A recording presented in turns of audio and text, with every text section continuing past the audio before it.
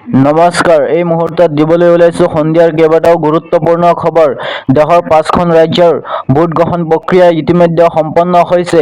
এতিয়া ৰাজ্যসমূহৰ ভোটাৰ ৰাইজে কোন কোন ৰাজনৈতিক দলৰ প্ৰাৰ্থীক ভোট দি জয়যুক্ত কৰিছে সেয়া 4 মে'ত জানিব পৰা যাব।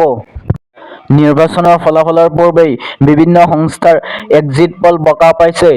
যদি আমি অসমৰ কথা ক'বলৈ যাওঁ তেন্তে 126খন আসনৰ ভিতৰত NDA বিৰোধী মিত্ৰজোঁট আৰু অন্যান্য আসন হিচাপে ভাগ কৰি দিছে।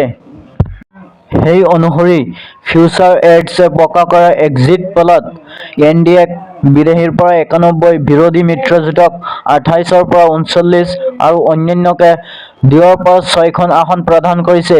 ইফালে টাইমছ নাওৱে প্ৰকাশ কৰা এক্সিট পলত NDAক 88ৰ পৰা 101, বিৰোধী মিত্ৰজোঁটক 22ৰ পৰা 33 আৰু অন্যান্য দলসমূহক 0ৰ পৰা 5খন আসন প্ৰদান কৰিছে।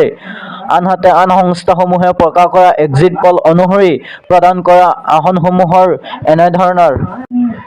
এক্সিট মাই ইণ্ডিয়াৰ এক্সিট পলে NDAক 88ৰ পৰা 100 আসন প্ৰদান কৰিছে আৰু বিৰোধী মিত্ৰজোঁটক 24ৰ পৰা 36 আৰু অন্যান্যক 0ৰ পৰা 3 আৰু পি-মাৰ্কৰ এক্সিট পল NDAক 82ৰ পৰা 94 আৰু বিৰোধী মিত্ৰজোঁটক 30ৰ পৰা 40 আৰু অন্যান্যক 1ৰ পৰা 5খন আসন প্ৰদান কৰিছে। এতিয়া পৰৱৰ্তী অসমত কোনে চৰকাৰ গঠন কৰিব সেয়া 4 মে'ত গম পোৱা যাব। 29 এপ্ৰিল 2026 পশ্চিম বংগত বিধানসভা নিৰ্বাচনৰ দ্বিতীয় পৰ্যায়ৰ ভোট গ্ৰহণ সম্পন্ন হৈছে। পশ্চিম বংগৰ বিধানসভা নিৰ্বাচনক লৈ বিভিন্ন সংস্থাই প্ৰকাশ কৰে এক্সিট পল।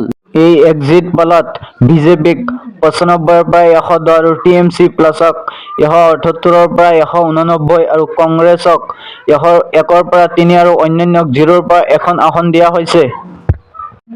পৰৱৰ্তী অসমত কোনে চৰকাৰ গঠন কৰিব আপোনালোকৰ মতামত কমেণ্ট বক্সত জনাব আৰু এনে ধৰণৰ নিউজবোৰ পাই থাকিবৰ বাবে মোৰ চেনেলটো ছাবস্ক্ৰাইব কৰি থব আৰু কাষত থকা বেল আইকন প্ৰেছ কৰি দিব। ধন্যবাদ।